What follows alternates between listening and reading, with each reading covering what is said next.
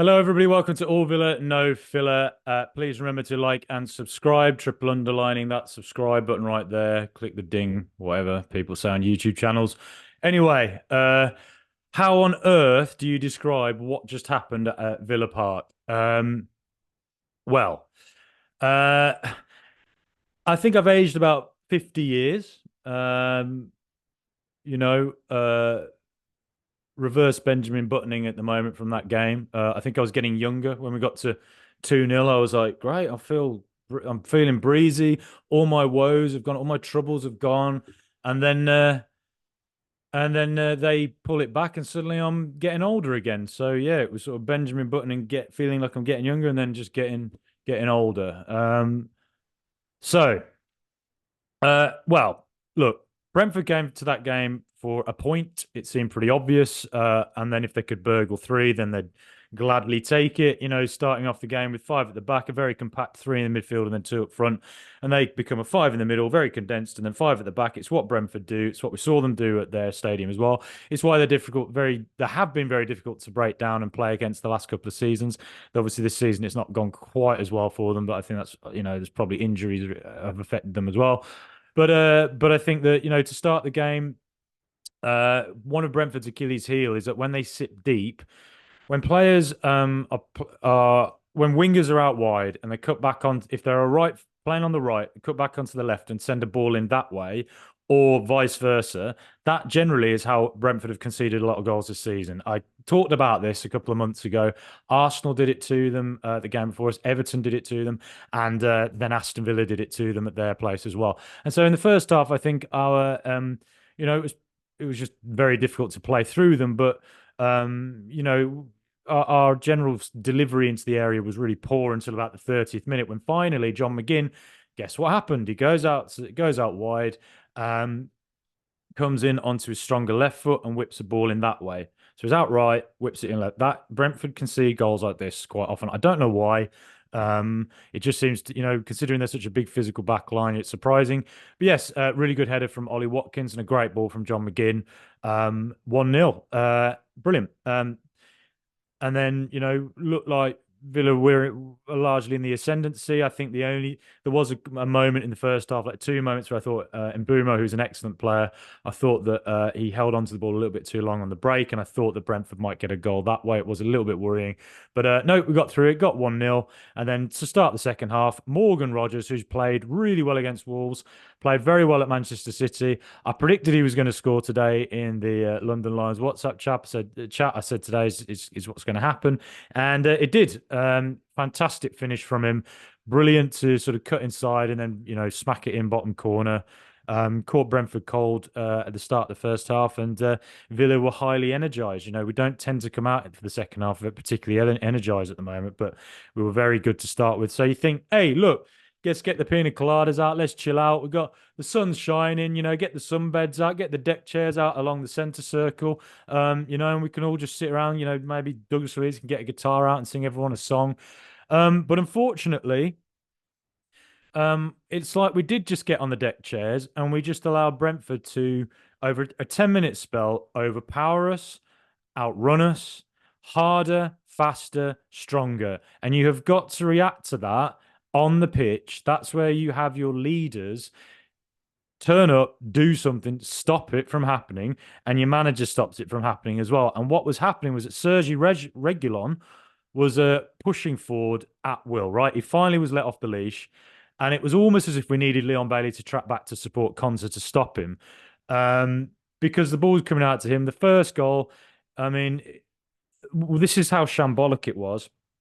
If you look at that goal, you will see when the ball comes into the area and Damsgaard knocks it back across, there's about 5 Brentford players in there and about 2 Villa players. Where's the midfield? Who's tracking back? Like what's anyone do?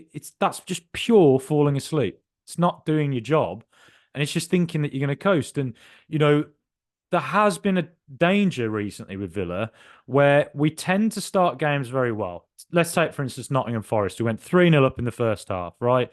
What happened? They got a goal just before half time. After the second, just after in the second half, Morgan Gibbs White scores a second goal, right? Make it 3-2. It's because it's like we go from composed on the ball to falling into casual. And it's almost like when the other team then really tries to give it a go, we don't react quickly enough to that. And therefore, it looks like we get physically overawed because they harder, faster, stronger. They outrun us and they overpower us. And that's what Brentford did for 10 minutes today. Take Luton as well. 2-0 up at their place, absolutely cruising. And then what happens after the second half? They come out and they're just higher energy. Pull it back to 2-2. We were fortunate to win that game in the end, 3-2. But, you know, today, it was the same thing. It's like we didn't react quick enough. And I personally felt that it was almost as if we needed to make, you need to make a statement, like maybe a substitution come on now, maybe for Morgan Rogers, Zaniolo, someone like that. Or you move McGinn into the centre midfield where Yuri Tielemans is, just for somebody who's a bit more hustle bustle, a bit physical, and going to get stuck in a little bit more, just to try and raise the energy levels. Because yeah, Brentford just basically found it easy, and I wonder if Cash maybe he'd have been able to deal a bit better with Reguilon's pace, if he'd been fit, but he wasn't there. So yeah, all three. I mean, all three goals basically. I can hardly remember the second one. That was Mbeumo. That was it. Yeah, whip ball in. Mbeumo. Top finish from him. He's a top player. But again, how have we allowed this ball to come into the area? What's going on with our marking? And then Johan Visser gets the third. And again, you could just feel it coming. Again, Reguilon off the leash, higher energy, gets it across. And it was absolutely pathetic 10 minutes, unprofessional, really poor. I'm not, like this is the polar opposite. All Villa No Villa podcast is the polar opposite to Mark Goldbridge world, right? I'm not going to sit here whining and crying about everything and throwing my chair over, putting my dummy out and putting it in my mouth. I can't be honest, bothered with that kind of pathetic sort of fan culture, screaming, shouting, calling out players. But the fact of the matter is, for 10 minutes there, that was pretty much disgraceful, really, from the team. And like I say, the warning signs have been there. Nottingham Forest, Luton, right? We concede a lot of goals after the first half. So after in that 45 to 60-minute spell, there's clearly something not quite clicking there. Wolves again last week, actually. I was at that game. We won 2-0. And again, just after half time, we weren't quite at it. And then when we made the substitution, Dean on from Moreno, suddenly Villa were, you know, the level went up. So I don't know whether we needed a sub quicker, and some players on the pitch need to get a grip on it. Need to wake up, because if you're looking at that first goal for Brentford, when they've got 5 players in the box, however many it was, and we've got 2, I mean, calamitous, really, calamitous, just switching off, falling asleep. But look, what you can say about Aston Villa as well this season is that we are a team that doesn't tend to let setbacks bother us too much. We do bounce back. We've had some bad losses this season and we've always come back. And, today we could have just caved in. It could have gone to 4. It could have gone to 4-2, 5-2. Could have felt sorry for ourselves, but we didn't. Fought back. Patient build-up play. Fantastic work from Leon Bailey, who was doubled up on all day, which shows you how much other teams value him. A ball into the area, took a deflection. But Ollie Watkins, when you need an X factor player, when you need someone to bail you out, that's why you have top players in the country like Ollie Watkins. 2 goals today. It's now 18 for the season in the Premier League. 18. At the start of the season, I said I want Ollie Watkins to aim for 20. I think he can do it. I think he can get over it. And he's well on course for it. Hopefully he gets there this season. But yes, and yeah, towards the end of the game, I think we had a massive chance when, again, John McGinn he's outright, cuts in on his left, whips it across. Ezri Konsa should have finished it. Didn't. Bad header, and it came back out to Luca Dean, who's got a difficult finish and just put it over the bar. We never ever should have drawn that game. Feels a bit Stoke, that, doesn't it? 2-2 back in the day.